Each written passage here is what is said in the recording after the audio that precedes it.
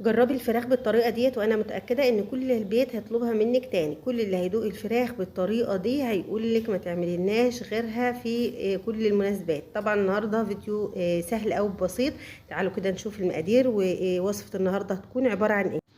عملت كمان رموش الست، حاله كده من حلويات رمضان السهله والبسيطه، بتدوب في البق ومقاديرها موجوده عندك في البيت، سهله وما بتاخدش دقايق.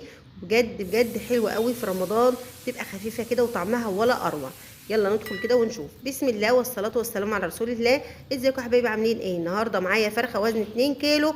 جبت المعلقه كده وفصلت الجلد عن اللحم علشان كده اعمل الخلطه واحشيها بيها. معايا كده بصلايه زي ما انتم شايفين، ومعايا 3 فصوص توم، وهيبقى معايا البهارات كالاتي: معلقه من الملح، ومعايا معلقه من البابريكا، ونص معلقه من الفلفل الاسود، وربع معلقه من القرفه المطحونه الناعمه، ومعايا نص معلقه من الزعتر.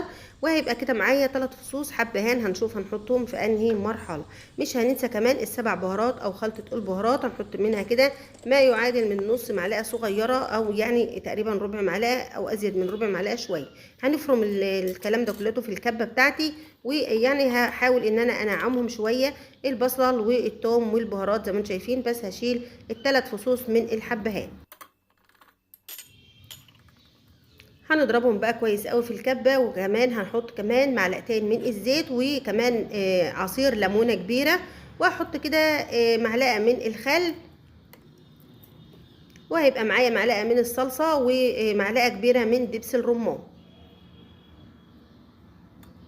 مكونات سهله وبسيطه، وهتلاقيها عندك في بيتك، هتديكي طعم ولا اروع في الفرخه، بجد هتحبيها قوي. انا بس هنا هرج الازازه كمان علشان احط منها، يعني اكمل المعلقه. احنا بنحب الدبس الرمان قوي، والصويا صوص في الوصفات ديت بتدي لها مزازه كده، وبيكون لها نكهه مختلفه بجد عن ما يكون معلهاش المكون ده. ادي معلقه الصلصه، هنفرمها كويس تاني كده، وهنشوف هنعمل ايه والخطوات معاكم زي ما انتم شايفين. ضربت كده زي ما انتم شايفين، هضربها ناعم، وهزود معلقه كده صغيره من الروزماري، بتخلي لها برده طعم حلو قوي. يلا كده بقى نشوف هنعمل ايه. هنيجي معايا خضار هنا، بطاطس وجزر وقرن شطه متقطع، وقرن شطه سليم. وهبدا بالحشوه في الفرخه في الفتحات اللي انا عملتها علشان تتشرب كده من التتبيله اللي انا عاملاها دي، وتكون طعمها وريحتها خطيره. هي والله ريحتها جميله قوي من دلوقتي يا جماعه، بجد تحفه.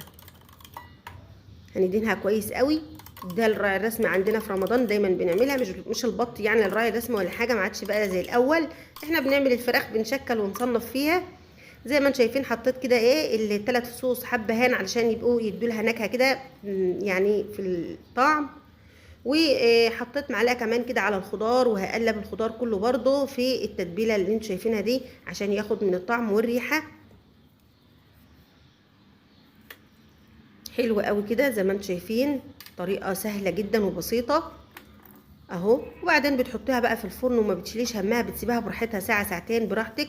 انا سبتها تقريبا ساعة ونص في الخضار واللي انتم شايفينه ده. حطيت كده الخضار يعني ظبطته كده مع بقية التتبيلة، وحطيت نص معلقة من الفلفل الاسود، وحطيت الفرخة فوق الخضار، وهزقها بقى كده ايه. احط شويه ميه الاول في مكان الكبه زي ما انتم شايفين علشان الخضار برضو يستوي اهو. مش هيبقى كتير ولا حاجه، زي تقريبا نص كوبايه ميه.